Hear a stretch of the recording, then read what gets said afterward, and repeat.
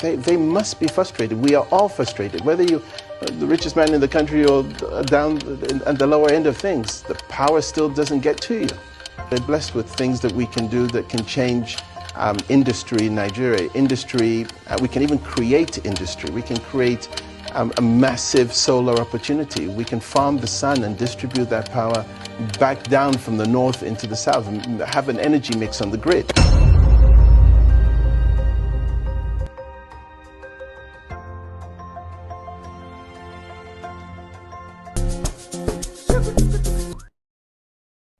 Welcome, everyone. My name is MaaziEzeoke. Good evening once more. This is Media TV. You're welcome to the series, The State of the Nation, organized by Njenje Media TV as a series to drive and deepen conversation around good governance and the leadership question to help to hold leaders and opinion molders to account. This is a weekly series. Our guests are selected across various strata of the society, which include, but not limited to, politics, business leaders, community leaders, religious leaders, and community mobilizers, and many more. Today, I have the privilege of having Prince Malik Ado-Ibrahim of the Azad Palace, Ado, Okene, Kogi State. Prince Malik is a UK and a US educated fellow and he has a great aptitude for sports, as well as international business and finance. He is an accomplished polo player and racing driver and has risen to the very top of the motor racing world in GT racing and Formula One as an owner. He has a great passion for public service and tremendous interest in sustainable living and environmental development in Africa. He is the convener, Reset Nigeria initiative. And he is also the presidential aspirant under the Young Progressive Party, which is known as the YPP. Once more, you're welcome to Njenje Media TV. Thank you very much. Thank you for having me. So, with that brief introduction, then I would want to know, obviously you've declared that you want to be the president of Nigeria come 2023. The question that will be in the minds of many watching us online and the millions that will watch us afterwards and those in this meeting this evening will be, why would Nigeria look your side and consider you for the top job come 2023? Well, it's a great question to ask anybody.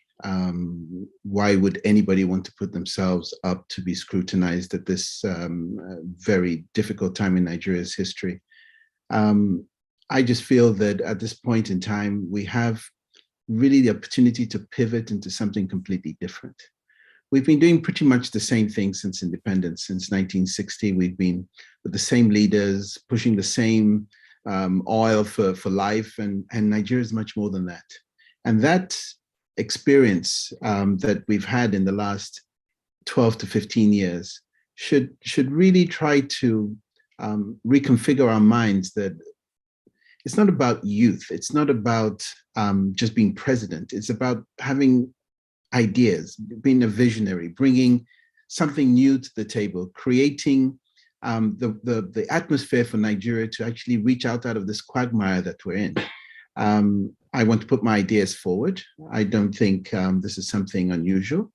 I think that we need to be a little bit more brave and courageous. We need a uniter in chief. We need a leader that wants to get his hands dirty, show that he's involved and he loves his country.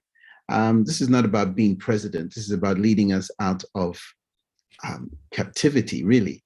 And I'm convinced that if it's not me, it needs to be somebody like me that feels that Nigeria is worth sacrificing. You know, I have a great life. I'm not wanting. I have phenomenal family love and attention. I've come from a family that has served Nigeria since 1960, since independence.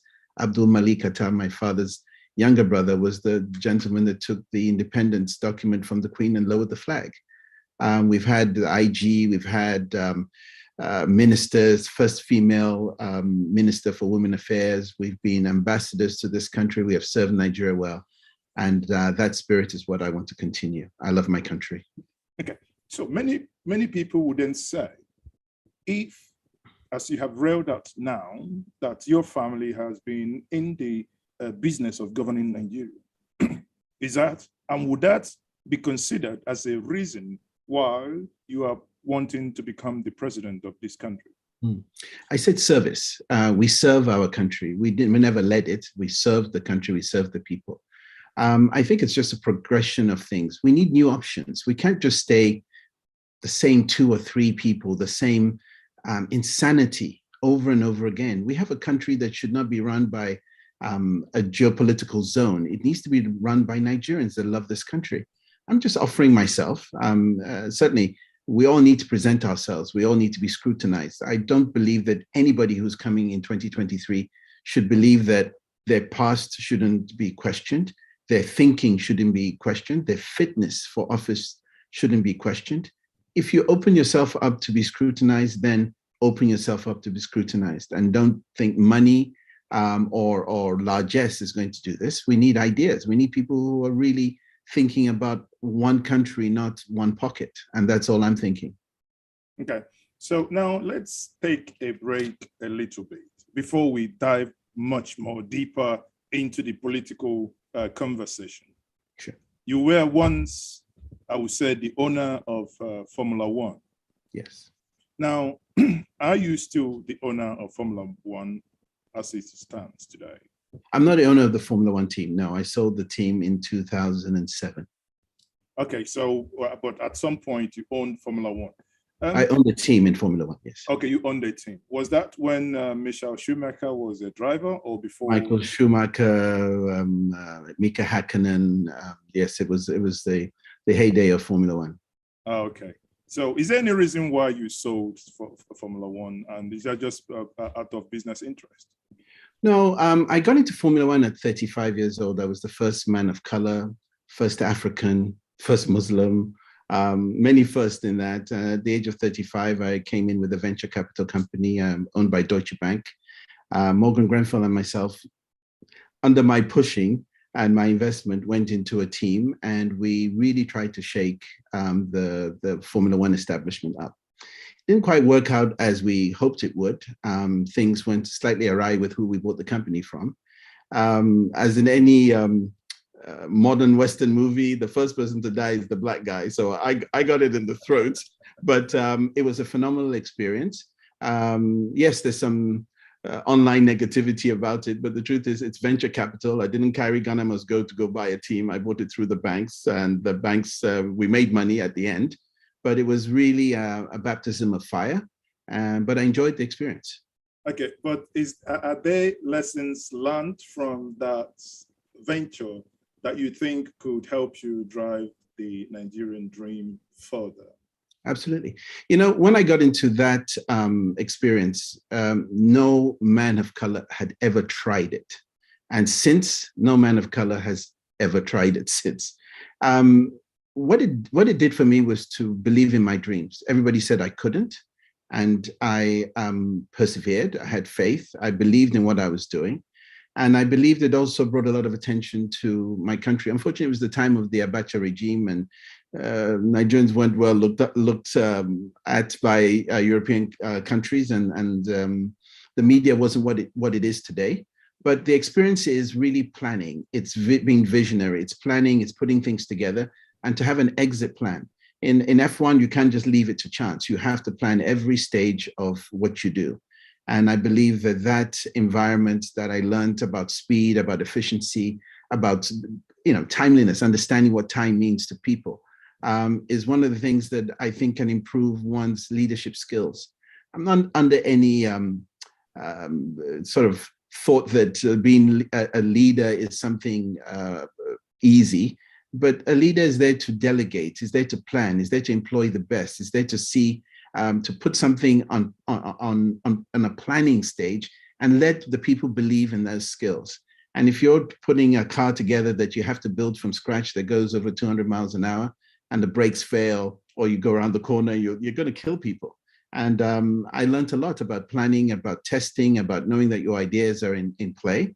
And I believe that those sort of things are, when you're leading a team of 250 employees in a global sports, 17 countries around the world, you don't do it because you're timid, you do it because you're brave. And I think that's what Nigeria needs to do. Carry along people, plan with a good team, and execute properly. We don't execute in Nigeria. Wow. Okay. Now, you obviously have highlighted things that many would consider very impressive. Now, let's come down to your idea of Nigeria, of your dream. If I would ask you, what is that Nigeria that if you are then, today as the president, you say, this is the Nigeria of my dream and the Nigeria that I am very proud of? I want to lead a country that really stands out on the continent, and if not on the continent, around the world. I believe that we are blessed with so many different things that we're only concentrating on a minuscule amount. This is oil and gas. That's all our country knows. We haven't explored what I would call that economy that makes greatness. We've got companies like Paystack, Flutterwave, Nigerian ingenuity that is on display for everybody to see. And our government hasn't keyed into it because it's not the leadership of tomorrow, it's the leadership of yesterday. It doesn't see the things that we need to do. We have a young population that needs to be energized. We have a country that needs to be brought as one. I'm really divorced of this idea that we need to be from the north or the south. What about those of us in the middle belt and in the southeast? Do we not count as part of Nigeria? And I believe that the Nigeria of tomorrow needs to be united by a leader that wants to bring everybody together. And I think you can only do that from the middle. That is my belief. And we want to carry people along. We want to believe that this country has a lot to offer. And I have very specific ideas of what I think can be that traction point for the Nigeria of the future, at least given the opportunity to lead, how I would be able to unite a country that would be set on a path that hopefully others would want to follow.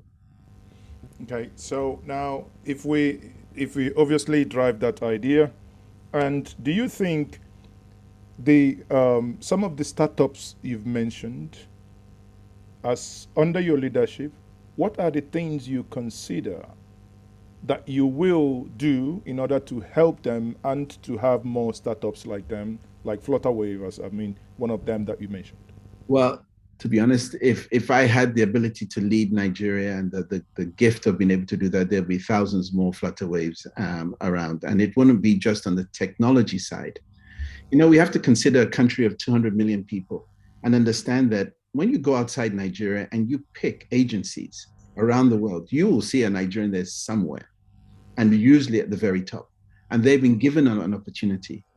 A leader should give his people an opportunity to express themselves, to bring greatness, to lay the enabling environment for those things to happen, not to tax them, not to ban them, not to cast aspersions as to what they're doing.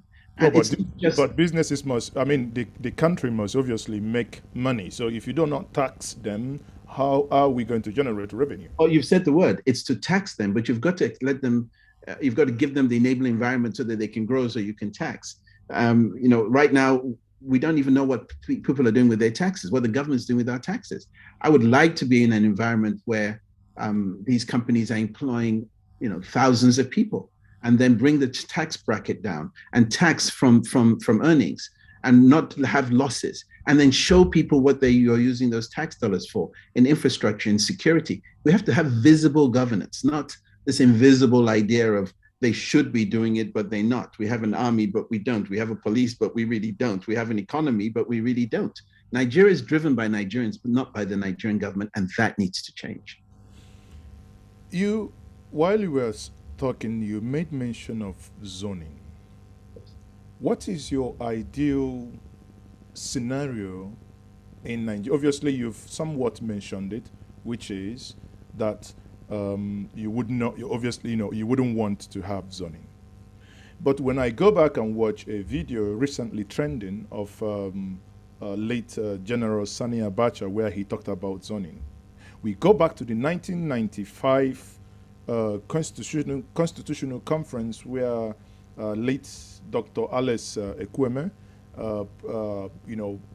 proposed a single tenure of 5 years with rotational presidency in order to accommodate every region of this country.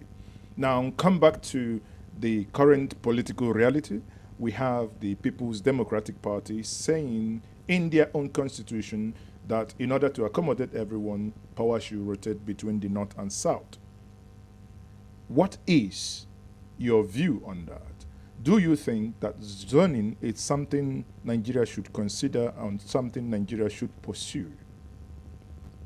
With all due respect to the gentlemen that have led Nigeria, like Dr. Kwame and Abacha that you've mentioned, the reality of tomorrow doesn't concern the past.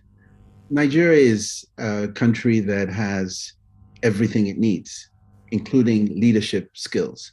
And it cannot be picked from some parts of the country willy-nilly and only two parts of the country as if the rest of us should just really migrate to those areas just so that we can have our voices heard. I believe that programs such as this should help us investigate what's in our minds, what's in your heart, what kind of Nigeria do you want to live in? And these young men and women that are divorced from the Nigeria, the reality of Nigeria doesn't concern them, is because we're rotating it between one set of individuals from a particular part of the country and another.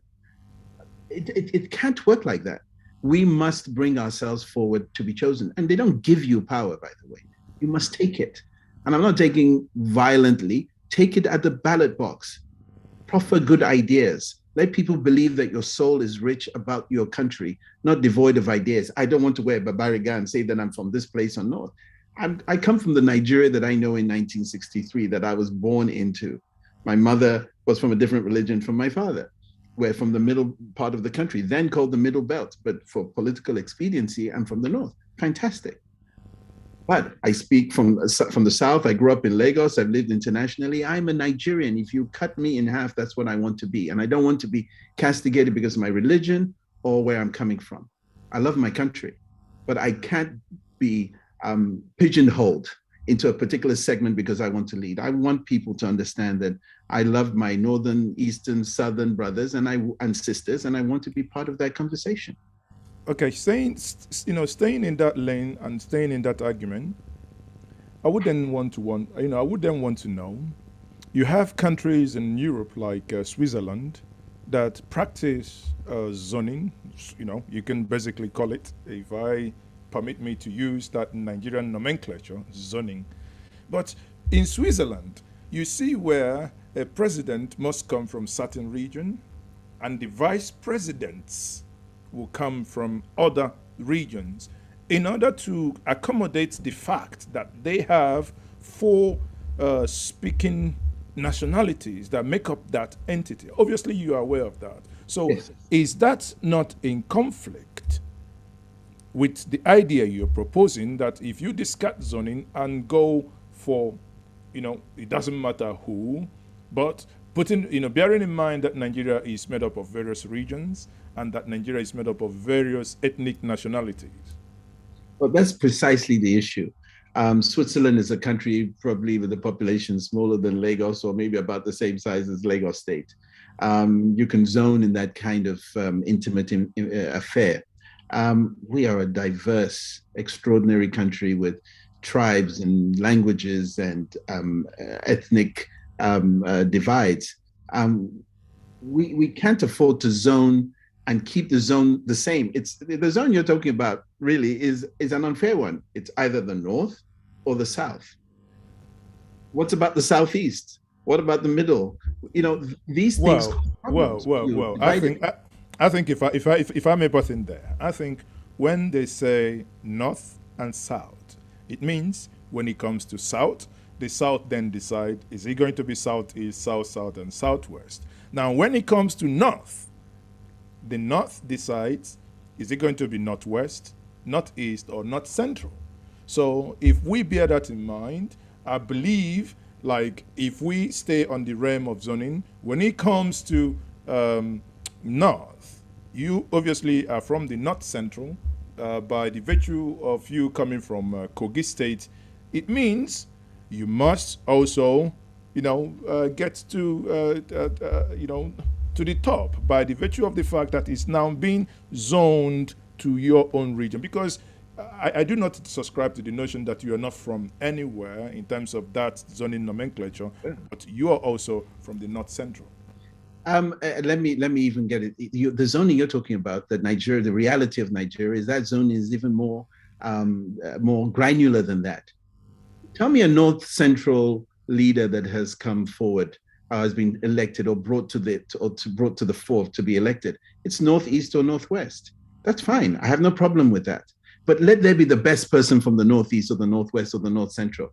The South, you say, is supposed to pick from the Southeast, Southwest, or South Central. Where does it come from? It only comes from a particular part of the country. I want to divorce that idea. If you're going to zone, everybody must be able to be in that zone and separate it along those lines. But to do it so that it's only one particular side and the other side, that's not zoning. That's A or B. That's the option we have. No, but as I've just explained now, it is zoned in a granular way, because when it comes to North, we can say for the fact that the Northeast or the Northwest that is currently in that position, let's for argument's sake, say in the next 8 years, power comes back to the North, and everyone would basically be saying, well, North Central, as since this democratic dispensation hasn't had a fair shot, they should have it.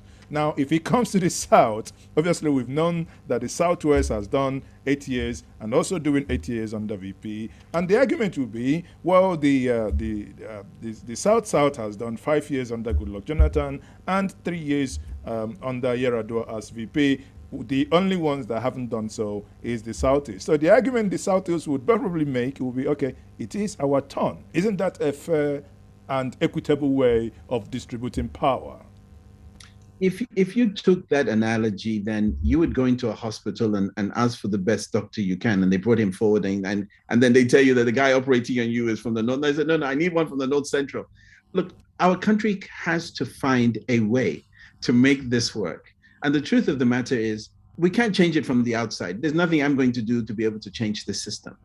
We have to get in there and have this conversation. But as long as one side always has it and will be VP the next slot, the power is the president is a powerful person, but the whole political environment needs to work. It's this three system: the executive, the legislature, and the judiciary. The judiciary is not played into the Nigerian political realm. It's just the presidency. We're only talking about one man leading 200 odd million people. With my heart and my soul, I don't care where that man comes from. As long as he gets outside of this quagmire, I'll go anywhere with him if he gives me that trust. So obviously, you've come back to the point that it is a question of competence. Without a doubt. What if you marry competence and zoning together? Zoning based on the realities of the Nigerian state, people being brought together from various ethnic nationalities, the merit, because if we say it is a certain people, that means those individuals can also, or that region can also produce the best. With all due respect, we can offer ourselves from any part of this country. We mustn't forget that the people must vote.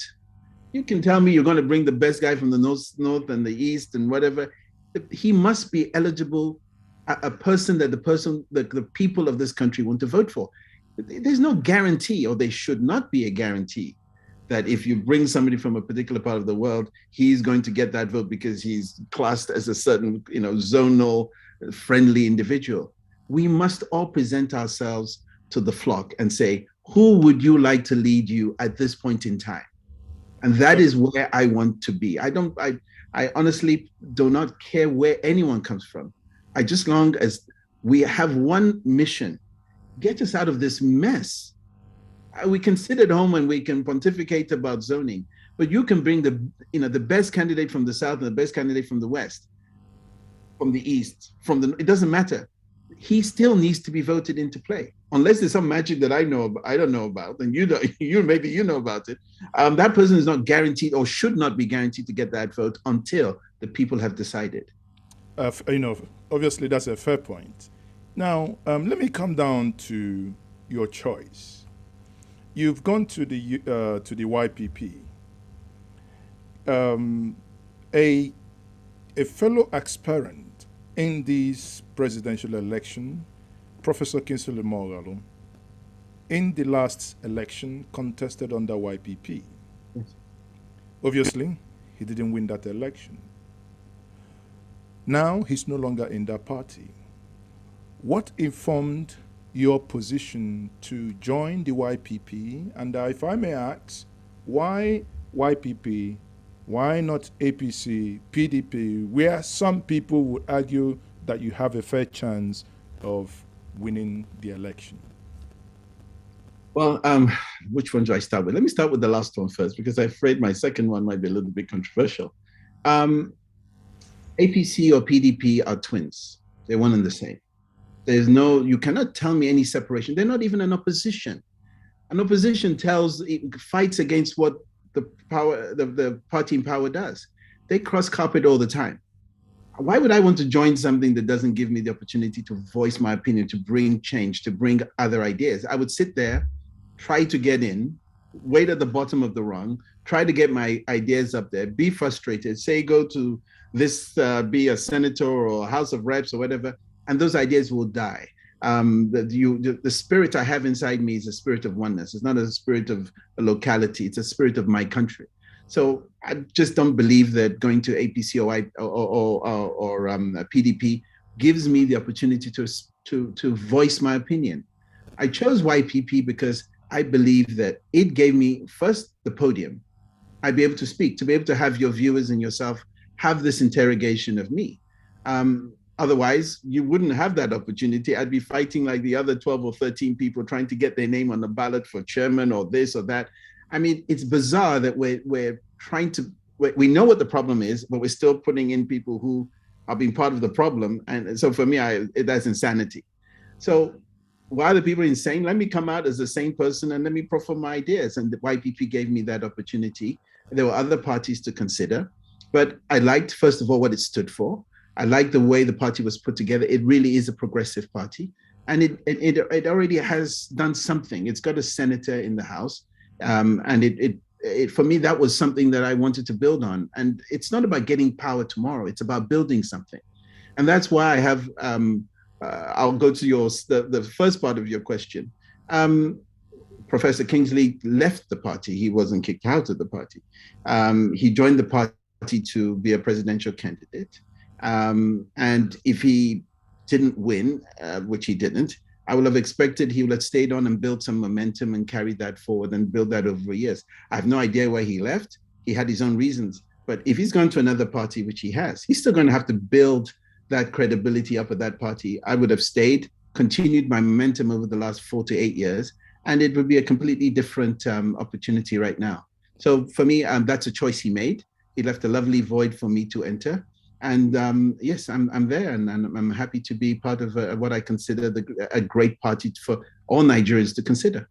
So if I may read in between the lines of your statement, it appears that in the YPP you will be unopposed, imagine, as the presidential candidate. No, not at all. Aspirant.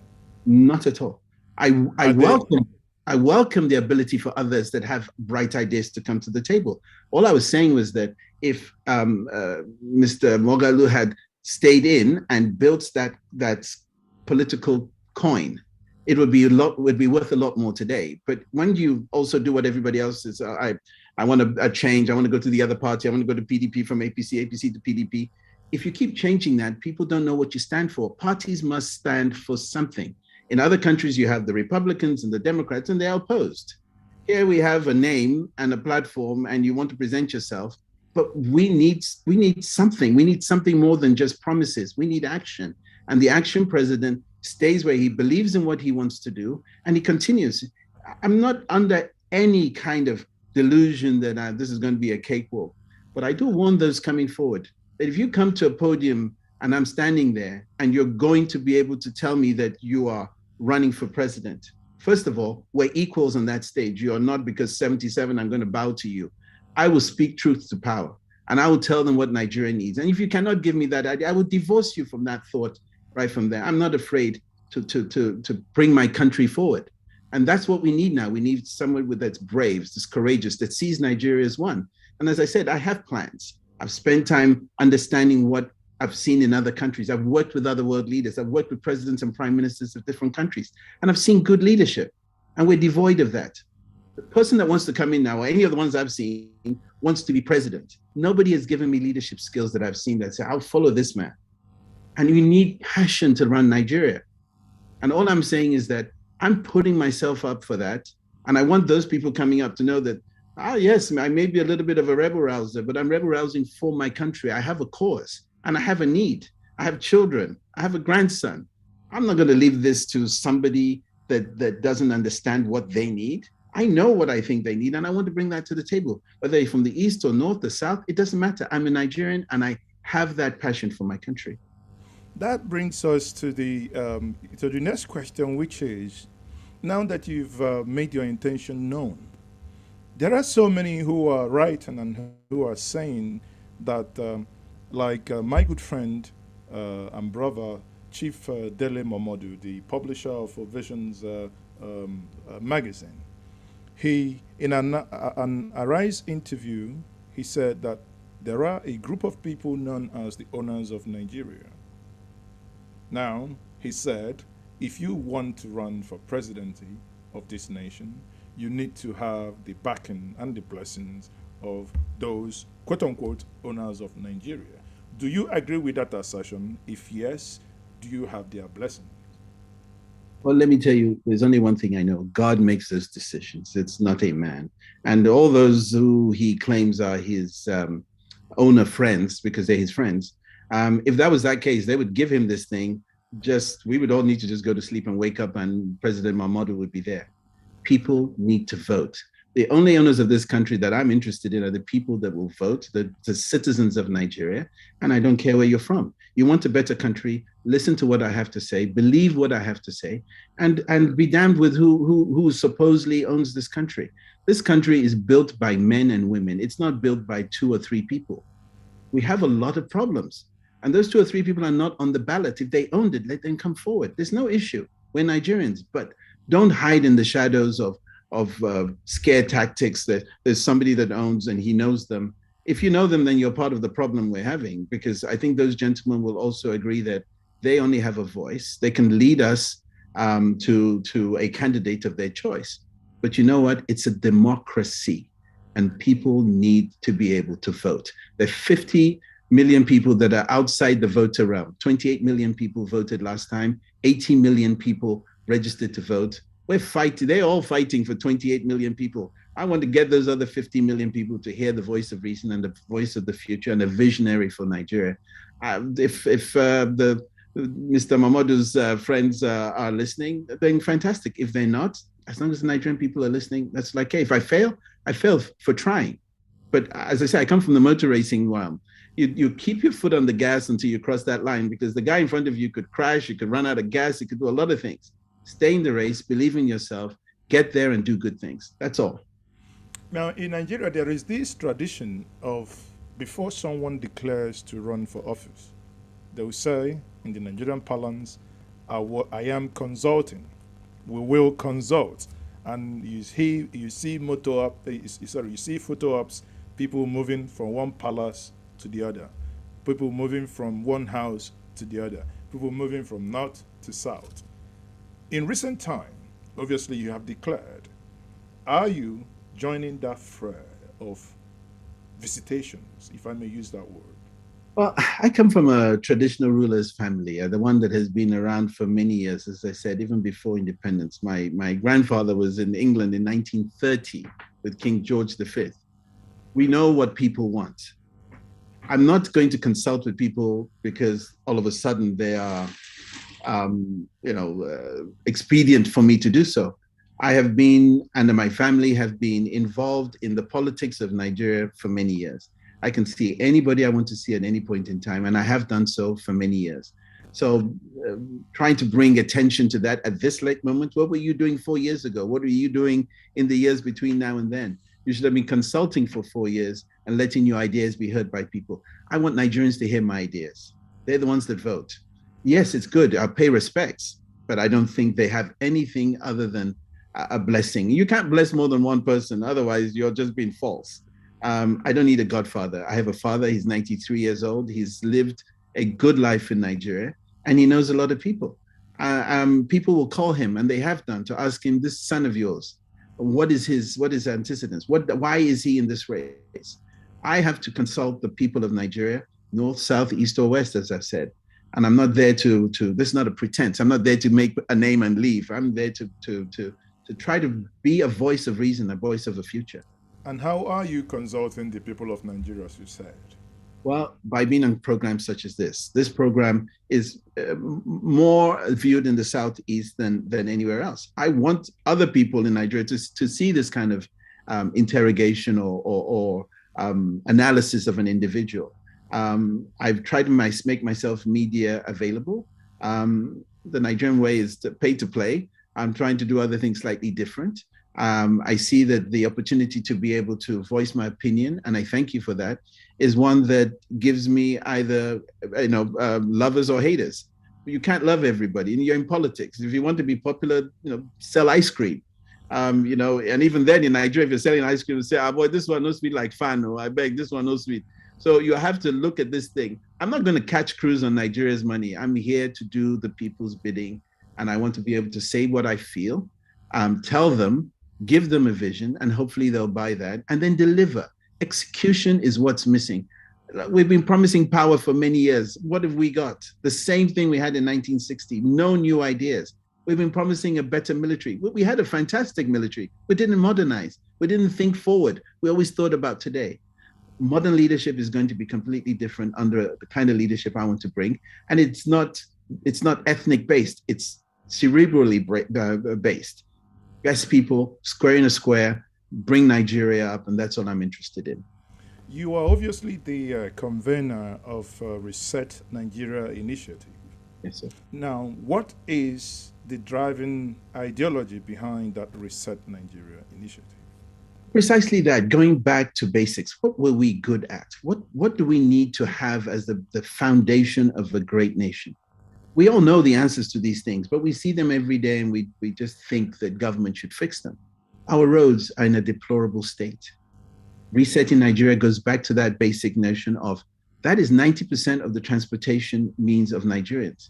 We're in potholes every day. We're in slow motion because a journey of 2 hours, a few years ago is now a journey of 4 hours because you're circumnavigating potholes that are growing every minute. We need to reset that. We need to reset our military.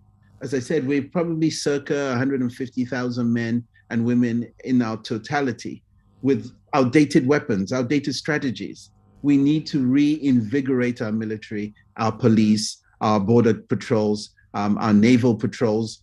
We need to bring that sense of unity back. So we need to do things that do not allow people to intimidate us as a nation.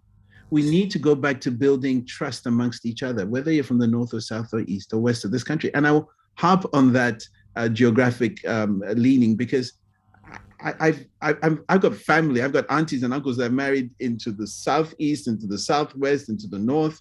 I feel that I'm part of this country and I want that to be part of that reset. Let's reset our understanding of each other and our love for each other.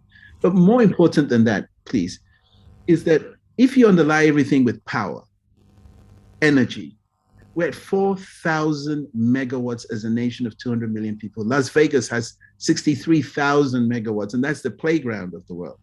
We need to get ourselves back and understand that we need modern thinking, we need modern tools, we need to retool Nigeria so that we give our younger people a better life. And that is by understanding what each part of this country is good at.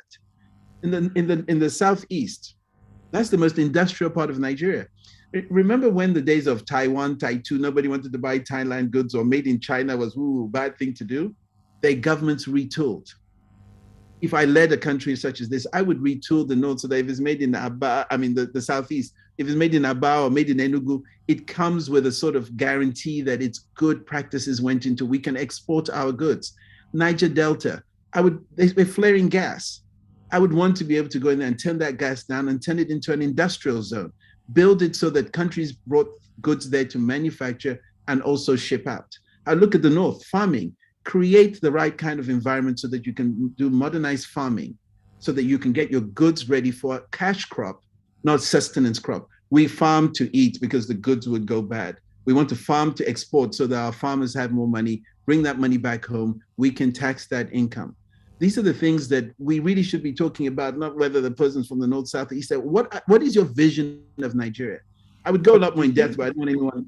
Yeah, but the things you've rolled out under the Reset Nigeria initiative, in my estimation, are the things government ought to be doing. Now, as a private citizen, as an individual, how are you and what are you doing with this initiative to see that these things come to fruition? Well, I believe you put your money where your mouth is. I'm not the wealth bracket of some of these aspirants that are coming forward. Things have changed. I've decided to do things a little bit more differently as a political figure. So I built my own farm. I build my own power units. I'm one of the largest producers of renewable energy storage units in the world today. That industry in itself, by the way, creates more jobs than any other industry in most developed countries. To focus on renewables would be an employment boom for Nigeria. We're blessed with the sun. We're running away from it, whether in the north, south, east, or west. We need to harness what God has given us and be able to use it to build a better country. I partnered in with a 15,000 hectare farm in the Northeast in Adamawa, Sebore International. And we're producing yogurt, we're producing cheese. And guess what? We're doing it in a way that our government should be even photocopying and copying and pasting and putting all over. We've taken milk from the herdsmen, the herd families that would usually be migrating. We collect milk on a daily basis, and we produce yogurt, and we're going to be producing other products from there. What we did differently is those herds don't move. We collect the milk from them on a daily basis. We pay them on a daily basis. They don't even sell their cows; they're selling their milk, and we're producing a product that goes around Nigeria. These are things that I'm practicing. It's not something hocus pocus that somebody that wants to be president of Nigeria is going to do. I have real day-to-day experience of the things I want to bring forward, and I want to share those things. Now, let me drive a little bit. Obviously, you just mentioned renewable energy, and yes, you said you are a player in it. Yes. In that area now, as a private investor, what are you able to generate at this stage? Are you generating, distributing, or are you selling to the national grid? So in 2016, I was one of 14 companies that won awards to build 100 megawatt solar plants in Nigeria. We signed power purchase agreements. Everybody was excited. We brought investors on board. Not one piece of glass has been put on the ground, not a contract on it. There was not enough, the government was not brave enough to take that step to have an energy mix in Nigeria. What I've done with my product is I produce them. I produce energy storage systems. They're unique, they are world-renowned. I'm selling my product in 18 countries at the moment. I have production facility in China and in Turkey. Those jobs should be in Nigeria, but if your government, if your leaders, so-called, your ministries are not understanding that this is the future. We go to COP26, talk about renewable energies. What have we done in Nigeria? And the new leadership of Nigeria is going to go into renewables, store what we're getting from the sun, and yes, what's below us. Have an energy mix, create jobs. When you create that kind of environment, industry will rise. It's understanding the knock-on effects of what you do. But if you do not have a plan, if you do not have a roadmap, if you don't have Google Maps, you'll get lost wherever you are. We need to have that kind of thought. Obviously listening to you, and that contract you said was to generate about 100 megawatts. Yes, and how solar. Much is solar powered? How much is Nigeria generating today? Zero. None of those contracts were honored, not one of them. So, but if we go what we generate as a nation, I think that should be about 4,000 megawatts, right? We're transmitting about 4,000 megawatts because that's the capacity Okay, of our transmission. we are transmitting about 4,000 megawatts. So that's Yeah, about 96,000 less than what if that solar, you know, agreement was implemented. That it would be if they implemented that, there'll be about 1,400 megawatts of solar power put onto the grid, an additional 1,000. But here's the difference: when you produce solar power, you can embed that power where it's needed. You don't need the transmission. If I need it in Aba, I would get it, deliver it in Aba, so that Aba is off the grid. It's giving you power every day from the sun. If you're able to do that, you could put 25 megawatts into an industrial park. You got a different country. You've got a completely different country. You need foresight, vision, and experience to be able to do that. Don't tell me you read it in a book. Don't tell me you cut and paste something that your aide gave you to read. Have you seen it? Have you been in a country that renewables are being placed? I've done it. I was an undersecretary at the United Nations for 4.5 years in an agency that built and delivered renewable energy understanding. I have that leadership and I understand what it can do to a country. now compare that to what South Africa is generating. Are we anywhere near where we ought to? Or let me rephrase: what, you know, considering our population today, what is the energy demand of Nigeria? How many thousand megawatts should we be generating as a nation? You see, if you plan properly and have an energy mix and you understand what central power and decentralized power can do, you can push energy towards your industrial zones during the daytime, and then you can also push it to your residential zones at night. These are the kind of things we need to think about and understand what people are trying to do in this country, not just putting power on the grid, put it where it's needed, put it where people can use it. This is the key part of what we need to do as a country. Figure it out, think it out, and try to give solutions to the people, not just to the industrialized zone or just to say I've got power. In the north of this country suffers. Taraba doesn't even have 1 megawatt of power at the end of the grid. The whole of Yola Disco has 12 megawatts of power. 12. Abuja has 400. Something is wrong. There are parts of the East with no power. What are we doing? The grid has been the same as it's always been. You put power onto the Nigerian grid and you're going to get something completely different. You're going to get a nation that's at work. So do you believe that once Nigeria manages to fix its energy dilemma, that's probably when Nigeria will start seeing some form of development? There is no way we can develop Nigeria without that. There's no way.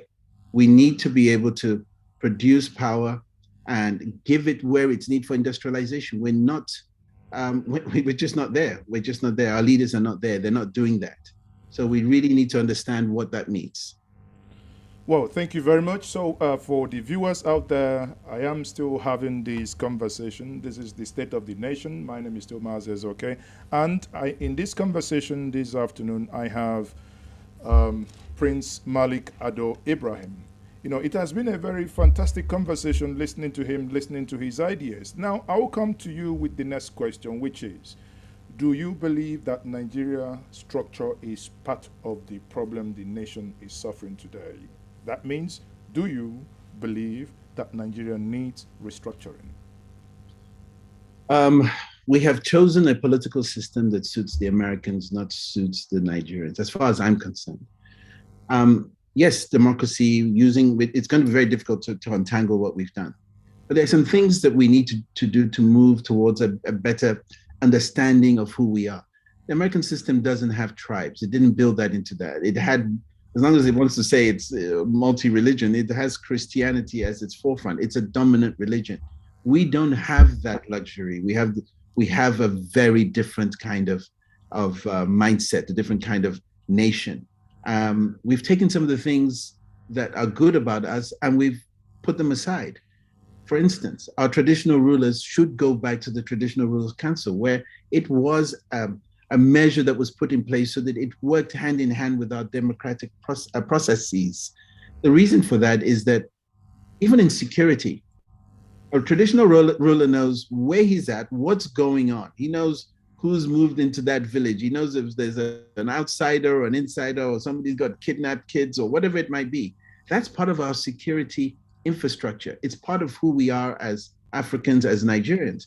So I think we can modify the democracy by giving some teeth to some things that need to be done and getting everybody in the conversation. And I'm trying to be a little bit more select with what I'm saying, because it might seem a little bit, what is in my mind might seem a little bit too outrageous or avant-garde. But the governors in the states are from the states in which they come from. They need to do a better job in making sure governance within that state is within their power, not looking at the federal part of it and saying, if it's a problem I can't handle, let me go to federal. Fix it. You are elected to do a job. And if you have a problem, then bring it to a national conference where everybody is your helper, not because I'm from Kogi State, oh, well, that's your problem, you're on your own. It has to be something that all the 36 governors and the presidency are working together to fix. We're one nation, not 36 different countries under one flag. Well, that's a very interesting conversation. Then I would now go to the audience and take some of their questions. I think I did have, well, I could see there are many people raising their hands, but obviously some of them are not real. I think we have some people joining this conversation because of where it was shared. Now, again, so that I don't get people barging in here and making some, complimentary comments, I would go back again to the question of restructuring now. Like, I've seen people who are, please, if you want to ask any questions, sadly, based on what is then happening here, I am only able to take questions from the comment section. Now, can you tell us, as someone asked here, if you want to restructure Nigeria, are you going to consider Nigeria into geopolitical zones? Well, are you going to consider restructuring Nigeria into geopolitical zones? Again, I'm afraid of this word restructuring because it means something something different to everybody. Okay, maybe we take a step backwards. So when we say restructuring, what does that mean to you? Well, for me, I don't agree in the restructuring. I think you need to empower the states where they are. I think we need to be able to give the states a better feel of the federal nature of Nigeria. Some states are small, some states are large. They have different needs. Some are more industrious than others. Some have more natural resources than others. I think we need to be careful. You cannot restructure and put everything in one hole. It's like trying to say that, well, because Aba has so many industries, let's take some and put them in Kogi State because they don't have any. A leader will look at this slightly different and say, look, we all have a part to play in building of this nation, and let's influence what's good in every part of this country so that we can have a whole. I'm not a big fan of restructuring because the nation is what it is. To change that, I think will cause a tremendous amount of ill will towards the Federal Republic of Nigeria as we know it. It could destroy it. I would like to try to fix it with new ideas before looking at. How can you fix what is broken without mending it? Because what many people mean when they say restructuring is to mend, but you're saying you're going to fix without mending. So how does that work? Mending in what sense? To disrupt what it is? It's going into each of these. I don't believe I don't want to break anything. I want to go in there and see what's good in every part of this country. Remember, we haven't done this before. There's no point throwing the baby out with the bathwater. We want to fix something. Let's go in there and try to fix it first by going there and asking the people there, the indigents, what do you need? Who's speaking to them? Who's asking them that question? A leader goes in and asks what you need. If it's possible, we do it. If we try to just take everything, throw it out and rebuild, you're going to have another problem. Somebody else wants it restructured in another way. And then we have all sort of But if I understand what the restructuring means, let's take a practical example. We had the 2014 confab report, where ethnic nationalities, where people came together as a people and decided as Nigerians to say, these are basically these are people, these are representatives of the people, and they've come together and they've agreed that these are things that they think should change. If you are elected president, don't you consider those agreements, those resolutions, as part of the things that ought to be implemented? You know, everybody has a wish list. There will be thousands of wishes coming from different people. My thought pattern is a little bit different. We need to fix where we can improve the country. If we lose sight of where we are right now, and I'm talking about what happens from 2023 onwards. If we lose sight of where we are right now, we're going to do more damage than good. The best thing, as far as the kind of leadership I would like to have, is that we try to, again, that reset word comes in. Let's reset. Let's go back and see what everybody needs. Let's see how we can divide resources so it goes where it needs to go. Let's try something different before we go and operate, because you might try conventional medicine. Let's try traditional medicine, but before we throw everything out, let's make sure we've exhausted all the thoughts, all the ways, all the manners in which we can resolve some of these issues, or at least give the right kind of medication or assistance where it's needed, so that we can develop a better country. I'm just not one of those people who believes you have to carry everything, throw it out, and restart again. Whether it's listening to voices, it hasn't been done since the confab. There's a reason. I don't want to fight that reason, because if that's the focus of your presidency, you're going to lose your people. And that's, for me, it's just not the right time. There's a specific way that can be done, but it can't weigh into where we are right now as a nation. We are really in a difficult position as a country. But listening to you now say this, many people will be thinking, well, your ideologies is certainly, when it comes to restructuring, not anything different from the one holding sway today. Would you agree with that? I think I have a modified version of what is holding today, because I think we need to try to fix what is ailing us first. And I have a different thought pattern towards that. I don't think it's the same as everybody else. I think that we've got the fundamentals of a great country. We have the fundamentals of getting things done right. We just haven't had the leadership that has the will, the courage to be able to do those things. It's easy to keep delaying it, but we want to fix it first. If we can't fix it, then you throw it away. But it's not, nobody has tried to. I don't see the guts or the glory coming from anywhere else. Nobody's done it. So why should I just say, because they haven't done it, let me throw it out, let me try to reconfigure Nigeria? No, let me try to fix it. Well, you present yourself as a disruptor of the system, as a departure from what is obtainable, right? There are many, if I use an example of what you've done, by the time you got into Formula One, there hasn't been any person of color that have dived into that, but you did. You've dived into renewable energy, where many Nigerians are non-players. But suddenly, when it comes to the restructuring of the political space, you think that there isn't much you can do there, but you can.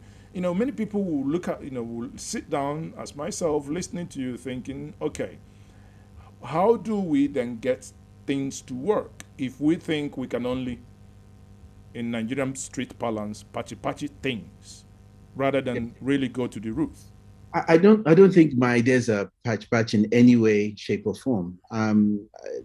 My resolve is to fix power.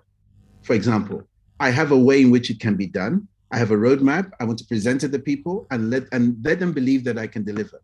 As far as restructuring Nigeria is concerned, again, you're asking for, in this really dire position we're in, to be focusing on something that will do more ill than good at this point in time.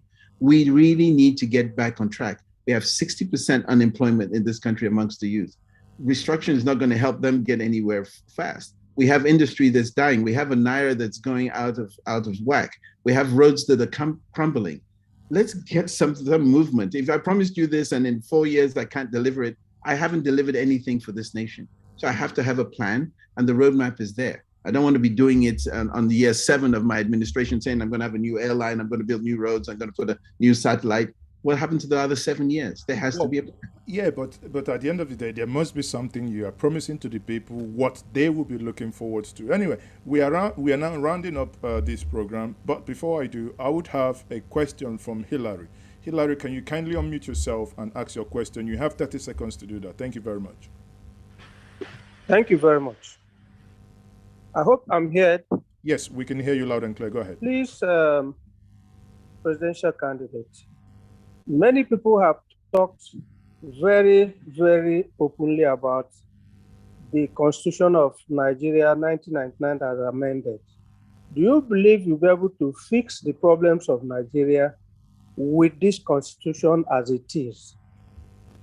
And if not, how are you going to get about it with the preponderance population of people in different parts of this country weighing against a change in the form it is today?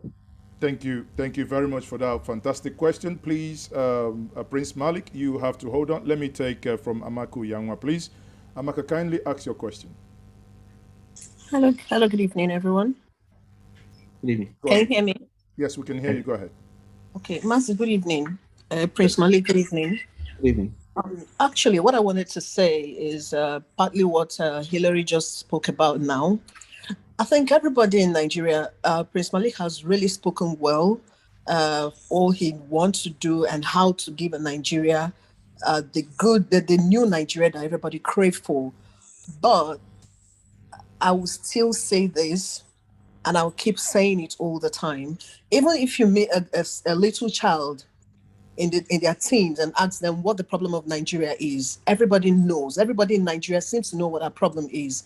But the problem is that constitution.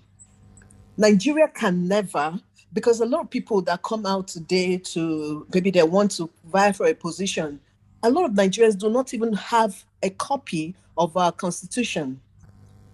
That constitution is the problem we have in Nigeria. That constitution is the problem we have in Nigeria. And we also need to cut down the size of governance. It's too much. That is why everybody wants to be a president. Everybody wants to be a leader, but they are not the leader that they crave to be. So these are the two major problems we have. Thank you very much, Mazi. Thank you very much, Amaka. So, Prince Malik, I would want you to take those two questions. Then we will end this conversation by moving to the street. Thank you. Well, Amaka and Hillary pretty much answered asked the same question, and I thank them for it. You see, changing from the outside doesn't work. We have to get into power to be able to change. I can raise hell as much as I want and say, I'm going to change the Constitution. You have to get in there to change it. And who changes the Constitution? It's not the president of the Federal Republic of Nigeria. It's the whole body. Everybody gets involved in this conversation. So the people you elect as your legislators and your senators also need to be put under pressure to be able to make the changes that we want. The system doesn't work. I will tell you quite honestly, the American system doesn't work in Nigeria because it's not the Nigerian system. But in order to change it, you can only change from within, not from without. And in order to change it, we're still handcuffed because only those that are in the houses and those hollow chambers can make that change. But if the people that vote understand who they put in there and give them that message to go to Congress, to go to the Senate and deliver those changes, that can happen. But to put it on the president who may be there at the time, he cannot make that change. The reality is that we can't force that on a person, but we need to have a constitution that is changed by those hollow chambers and then assigned to by the president. He can't go in and say, I want to change it. The House and the Senate must do that. Thank you very much. Thank you once more. Then I will say, before we round up, we are now moving to the street. And this will be the last question to you. And the question is this way. Are you able to speak Pidgin English to the streets of Nigeria? Of course I can. I know sit down here, they talk like say but not be my accent, they make me person now. Now the thing where now the area where I want to make we begin yam now. So because people where they watch us now, everybody stated they look us, they say, this man where they speak like this. People say we know they understand that. Now, in summary, waiting you fit do for all the poor people where they inside Nigeria. if to say come 2023, they can't elect you, say, now you be their president. That will be your final word. I think when they paint us past and I say we not get power, we not get electricity. This country no fit work. Anything where you want to do now, NEPA go come carry light. You want to buy diesel for your petrol there, for your generator, they'll tell you, say, diesel price don't go up, or they don't strike here. Government no give them this one. NNPC no big this one. Government will come inside this country next. Ain't supposed to get the will of the people. Say, I go fight for you now. The thing where I know say you not need, now I go give you. Not be the thing where I want chop. I don't chop. I do it myself. I want to do it for my people now. So now I want to talk now.